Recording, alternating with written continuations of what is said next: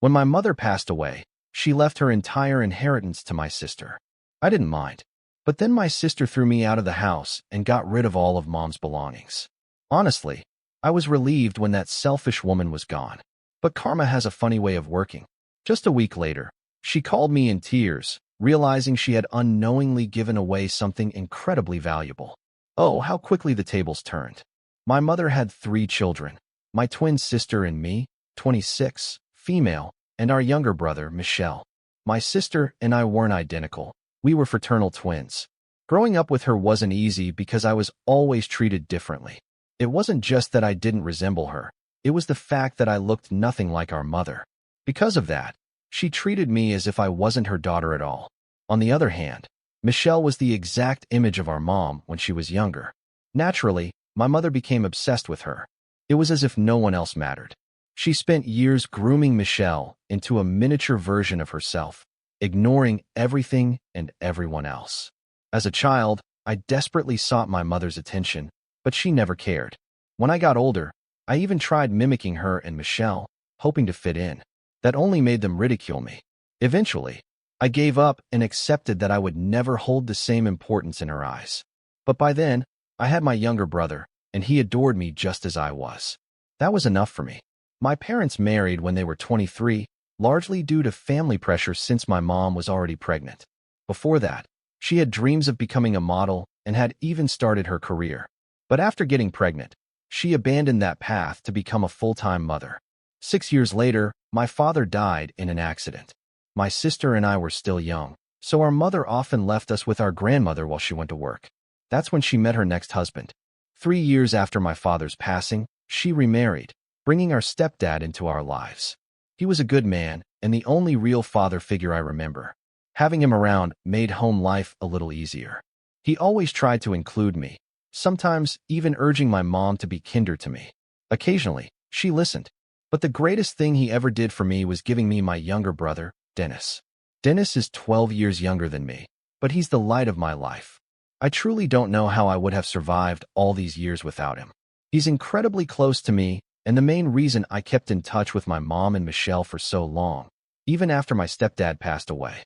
A few years ago, he died from cardiac arrest. He was only in his late 50s, but it wasn't a shock to any of us. He had battled heart problems for years. Just a few months after he passed away, my mother called us both with devastating news. She had been diagnosed with stomach cancer. She underwent treatment for a couple of years, but unfortunately, we lost her about 6 weeks ago. After her diagnosis, both of us moved back home to be with her. At least, that was the story she told everyone. In reality, it was clear she only truly wanted Michelle by her side. I was there mostly because she needed someone to take care of Dennis. She refused to let him be taken away from her custody, even though she was clearly not in a condition to care for him properly. I had suggested that Dennis come live with me instead. That way, I could bring him over on weekends to visit her, and I wouldn't have to stay in the same house as her and Michelle indefinitely, a situation that honestly felt unbearable. But my mother was adamant about keeping things her way. Given that we all knew she didn't have much time left, it was incredibly difficult for me to refuse her request. Besides, Dennis himself didn't want to leave. As a teenager, he was accustomed to his life there, and I lived quite far from everything he was familiar with. He was already dealing with the pain of losing his mother, and uprooting him would have only made things worse. In the end, I had to accept that taking him away from her wasn't the right decision at the time. So, from the moment my mother was diagnosed, the 4 of us lived together under the same roof. And when she eventually passed, I was naturally saddened, and Dennis was deeply affected. While he didn't agree with how my mother treated me unfairly compared to Michelle, she had always been kind to him, and he had developed an attachment to her. Still, we both assumed that Michelle would be the one most devastated by her passing. We expected her to be utterly heartbroken. However, what shocked us was her complete lack of grief. Rather than mourning, Michelle acted as though nothing had happened. It wasn't just that she seemed unaffected. Within days, she actually appeared happier than before, as if our mother's death had lifted a weight off her shoulders. It was unsettling, to say the least. Then, about a week after our mother's passing, we met with her lawyer and the executor of her will. That's when we found out that she had left almost everything to Michelle. When my stepfather died, All his assets and money had been passed to her since his family showed no interest in claiming them. She had later sold those assets, and all the proceeds were put into a trust for Dennis, which he would gain access to once he turned 18. As for me, the only thing I inherited was my mother's wedding ring from when she was married to my father. It wasn't worth much in terms of money. Their marriage had been a rushed decision when they were both very young, but sentimentally, it was enough for me. I wasn't surprised that she had left nearly everything to Michelle. It was exactly the kind of decision I had expected from her. I'd be lying if I said I didn't feel a twinge of jealousy, but there was nothing I could do about it. At the end of the day, I had my own stable job and livelihood, so I made an effort not to let it bother me too much. While I wasn't particularly surprised or upset about receiving virtually nothing of financial value, Michelle's reaction was something else entirely. When the lawyer informed her that our mother had left her everything, including a collection of letters, she actually rolled her eyes. Even the lawyer seemed momentarily taken aback by her response, but chose to remain silent. I, on the other hand, couldn't ignore it. After the lawyer left, I finally decided to address her strange behavior. I wasn't confrontational or harsh. I simply asked her, calmly and politely, what was going on. That's when she admitted that she had tried to feel sad about our mother's passing, but no matter how hard she tried, she just couldn't. The truth was, she had spent her entire life resenting our mom. Her words stunned me. Of all people, I had never imagined that Michelle harbored such deep-seated hatred toward our mother. But as she explained, things started to make sense. Apparently, from the time she was a child, our mother had been trying to mold her into an exact copy of herself, with no regard for what Michelle actually wanted. She had been pressured to monitor her weight obsessively, with our mom constantly scrutinizing everything she ate. I knew that was true because I had witnessed it firsthand. But it didn't stop there. Our mother had dictated her clothing choices, styled her makeup exactly the way she wanted, and essentially controlled every aspect of her appearance. Michelle told me that she had never truly been able to express herself, not even for a moment, because she knew that doing so would earn our mother's disapproval. She had seen how our mom treated me whenever I stepped out of line, and she was determined to avoid being on the receiving end of that same treatment. So, she went along with everything, never protesting, never pushing back. And she wasn't naive. She knew that staying in our mother's good graces would come with financial benefits. Our mother had always made a decent living. After she remarried, she initially quit her job to stay home and take care of us. But after my brother was born, she and my stepdad decided that she needed to return to work since supporting 3 kids was financially demanding. Instead of pursuing a traditional job, she chose an unconventional route. She became a life coach. Essentially, she got paid to give wealthy people advice they could have just as easily found by Googling inspirational quotes. It was nothing more than a glorified scam, but since it was her friend's business, she managed to land a job there. And, unsurprisingly, rich people were more than willing to throw money at vague, feel-good guidance. The business thrived, and she eventually became a partner. This was her primary source of income until she was diagnosed with cancer. At that point, she decided to step away from actively working, but still continued to earn passive income from the business. By the time our mother passed, she had likely amassed more wealth than my stepdad ever had, which meant Michelle was inheriting a substantial amount of money. Even before this, because she had always made an effort to stay in our mother's good graces, almost everything in her life had been taken care of. But hearing her talk so openly about the pressure she had endured over the years made me realize that her life wasn't as easy as it had seemed from the outside. It was the first time she had ever been truly vulnerable with me, sharing just how exhausting it had been to constantly appease our mother and live under her strict expectations, even well into adulthood. After graduating from college, Michelle had wanted to build a career for herself and open her own restaurant. But our mother had pushed her into modeling instead, likely trying to fulfill some dream of her own through Michelle. She hadn't even been given a choice. For years, she had been overwhelmed, constantly juggling auditions for modeling gigs while working a regular job to save money. She barely had time to breathe. But now, with the inheritance, she was finally free. She could invest in her business and, most importantly, stop trying to be the perfect daughter our mother had always demanded her to be. Hearing that, I actually hugged her. Despite not being particularly close before, I thought that maybe this was a turning point, Perhaps we could finally start building a real sibling relationship. But just a few days later, she shattered that idea completely. She informed me that she wanted Dennis and me to move out. She planned to have her boyfriend and business partner move in, and since it would be awkward for all of us to live together, she wanted us gone. I didn't necessarily mind leaving. I valued my own space as well, but the issue was Dennis. He didn't want to move. Even if I was prepared to leave, I would need time. I had already given up the lease on my previous apartment, so I couldn't just pack up and go overnight. I had to find a new place first.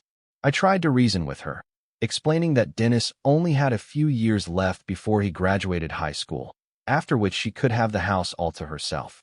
I assured her that I had no intention of staying there permanently. If she was so eager to move in with her boyfriend, she could either live with us for the time being or rent an apartment with him instead. Given the significant amount of money she had just inherited, affording a place wouldn't be an issue for her. I didn't think I was being unreasonable. I want to emphasize that I wasn't doing this for myself. I had no attachment to the house. My only concern was Dennis. I wanted him to have some stability, especially after everything he had just gone through. Uprooting him from the home and neighborhood he had known his entire life, right after losing his mother, would only add to his trauma. Michelle knew this, yet she refused to consider my suggestion. Instead, she bluntly told me that she didn't care about any of that. What mattered was that the house was now hers, and she had the final say on who could stay and who had to leave. That was a slap in the face. And even though she had given us until the end of the week to move out, I wasn't going to stick around any longer. The very next day, I packed up and left, staying with a friend for a few days. Dennis came with me without hesitation. I had been completely honest with him about the situation and had made no effort to sugarcoat Michelle's behavior. I wanted him to see her for who she really was so he wouldn't hold on a false hope that she would ever change. I had initially thought that, after her moment of vulnerability, admitting she had resented our mother, we might finally find some common ground. But then she turned around and kicked us out, proving I had been naive to think we could ever bond. After that, I cut off all contact with her. It wasn't necessary anymore. Dennis was with me, and though he wasn't thrilled about the situation, he had accepted it. There was nothing we could do now. It had been almost a week of silence between us when, out of nowhere, Michelle called me, sobbing hysterically. Apparently, she had given something away, something extremely valuable, and now she was desperate for my help to get it back. The item in question? Our mother's jewelry box. Over the years, our mom had collected an impressive amount of expensive jewelry, pieces she would occasionally wear, which is why she had kept them in the house rather than in a bank locker. They had all been stored in a plain wooden box hidden in her closet, an old, unremarkable thing that no one would suspect held anything valuable.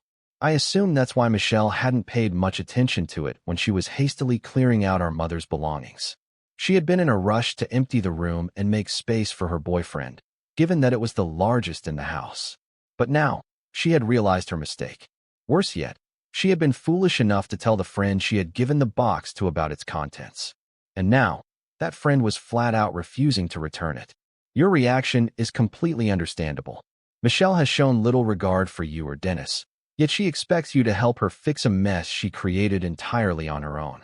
She made a reckless decision, gave away something incredibly valuable, and now she's dealing with the consequences. The fact that she's prioritizing her relationship and business over doing the right thing says a lot about her character. If the jewelry was truly that important to her, she would be willing to fight for it, regardless of her boyfriend's threats. Blocking her may have been harsh, but after everything she's done, you have no obligation to bail her out. You tried to do the right thing for Dennis, and she didn't care. Now she wants you to help her, but only because she has nowhere else to turn. If you feel guilty, you can always unblock her and let her know, one last time, that she needs to handle this herself. But beyond that, you don't owe her anything. She made her bed. Now she has to lie in it. As for you and Dennis, it sounds like you're doing everything you can to provide stability for him, even if it's not easy. Prioritizing his well-being, even at your own inconvenience, proves you're a far better sibling than Michelle has ever been. Her apology might seem sincere, but it's coming only after she's in trouble and needs your help. If she truly regretted her actions, she would have reached out before she realized she needed something from you. It's also frustrating that she's trying to justify kicking you and Dennis out by saying she was just eager to live her own life. Wanting independence is fine, but she went about it in the most inconsiderate way possible, at the worst possible time for Dennis. At this point, you're right to stay out of it. If she's truly sorry, she should prove it by making amends in ways that don't involve asking for favors. Words are easy, but her actions so far have been nothing but selfish. Your frustration is completely justified. Michelle is trying to drag you into a mess of her own making when the solution is right in front of her. Talk to the lawyer and take legal action. The fact that she's avoiding the lawyer and instead coming to you suggests she's looking for an easy way out, not a real solution. It's also ironic that she's afraid of losing people when she had no problem kicking you and Dennis out. Now that she's facing real consequences, she suddenly wants help and sympathy. You don't owe her anything, and if she contacts you again, you're well within your rights to ignore her. If you do end up reaching out to the lawyer, it should be for your own peace of mind, not for Michelle's sake. At the very least, it would ensure that the jewelry ends up where it legally belongs. But beyond that, she needs to deal with the fallout of her own bad decisions. Update 2. Somehow, Michelle found out that I was staying with a friend. I have no idea how she managed to track me down, but today, she showed up at the door, apologizing the moment I opened it. The whole situation felt awkward. Dennis was out with his friends, and my friend and I had been chatting in the living room when she arrived. Since this wasn't even my house, I really didn't want her causing a scene, so I stepped outside with her to talk. She told me she had pulled some serious strings to find me and just needed a chance to talk. I had no clue what she meant by that, and when I asked, she wouldn't give me a straight answer. So don't ask me how she found out where I was. Moving on, she insisted that her apology was genuine and that she truly regretted how she had treated me over the years. Then she said she was ready to prove it. That part caught my interest, so I asked her how she planned on doing that. Her offer? If I helped her with something, she would split the inheritance with me, something that would be a massive financial help right now. I took a moment to think about it. After all, she had come into a significant amount of money recently, and once the probate process was finalized, a split would mean I'd be financially secure for months. It was tempting. Eventually, I agreed, but only under one condition. Everything had to be legally documented with a lawyer. I didn't trust her, and I wasn't about to take any chances. Surprisingly, she didn't even argue. She admitted that she had given me plenty of reasons not to trust her, so she completely understood my hesitation. That, at least, was respectable. Now, all she wants from me is to talk to her boyfriend and his sister on her behalf. That's it. She claims she's been trying to gather the courage to stand up to them, but hasn't managed to do so yet. I also learned something surprising. Her boyfriend never actually funded the business. That made it clear why his sister had kept the jewelry. They weren't wealthy, so I guess she figured she had a right to it. Michelle had always made it seem like her boyfriend was an investor, but it turns out that his investment was nothing more than his time, which, so far, he hadn't even given. And from what I gathered, he wasn't planning to contribute anything at all until Michelle had fully set up the business. So, in reality, she was the only one putting money into it. I told her straight up that this was a ridiculous arrangement. She didn't say anything in response, but I really hope she thinks it over and leaves him. For now, I'm just waiting for her to return with the legal paperwork. Once it's signed, I guess I'll have to deal with her boyfriend and his sister. I honestly don't see why she can't just talk to them herself. It's not like they're intimidating. And no, I don't think there's anything shady going on. I believe she's telling the truth. She's just afraid of the emotional confrontation and doesn't want to be the bad guy. That's all there is to it. Update 3. Hey, it's been 3 weeks since my last update, and everything has finally been settled. A few days after Michelle first came to me, she returned, this time with the legal documents. Once I was certain that she couldn't back out of the agreement, I agreed to go with her to confront her boyfriend. And let me tell you, after that conversation, I completely understood why she hadn't wanted to do it alone. Before meeting him, I had done a little digging on both him and his sister through social media. I didn't find anything suspicious, so I assumed there was nothing shady going on. And technically, there wasn't. But what I did discover was something no one would ever broadcast online. The moment I mentioned that I was there on Michelle's behalf to talk about the jewelry, he completely lost it. And I don't mean he got a little irritated. He absolutely exploded. He started screaming, shouting, and hurling insults, most of them directed at Michelle, who stood frozen in the corner, crying. The things he called her weren't just offensive, they were downright vile. I was stunned that someone who seemed well-educated would act this way. He accused her of trying to destroy his family's reputation, and when I pointed out that he and his sister were the only ones responsible for their own actions, he turned his rage on me. He started throwing things, cursing, and escalating the situation to a point where I genuinely thought he was on the verge of getting physical. I could tell he was barely restraining himself, but not because I was a woman. I think it was because I wasn't Michelle. He knew that if he laid a hand on me, I wouldn't hesitate to call the cops, and that would land him in serious trouble. After a heated argument, which was rapidly escalating, he finally gave in and called his sister to bring the jewelry box. While we waited for her to arrive, he didn't stop. He continued his verbal assault, spewing insults about Michelle, our family, and our upbringing. And through it all, Michelle just stood there, crying silently. For the first time, I genuinely felt bad for her. If this was how he treated her regularly, it made perfect sense why she had needed my help. Eventually, his sister arrived, and though they were clearly reluctant, they handed over the box to Michelle. It was obvious that they didn't want to give it up, but they had no choice. Otherwise, they'd be in serious legal trouble. Michelle may have been scared of them, but I wasn't, and that made all the difference. Once the jewelry box was finally handed over, Michelle's boyfriend completely lost it. He hurled a final round of curses at her before storming out of the house, declaring that he never wanted to see her again after what she had done.